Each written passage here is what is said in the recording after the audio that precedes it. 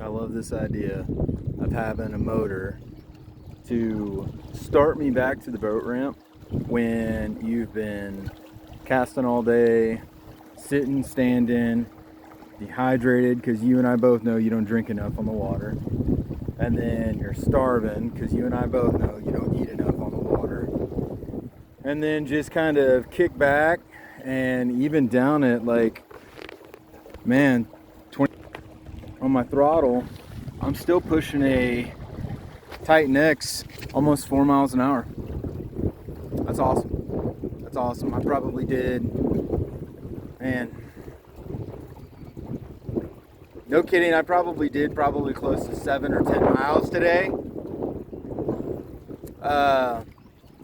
Just back and forth in like in the area I had pegged, but, and I mean, I know you're hearing it, the wind, right? Whew, man.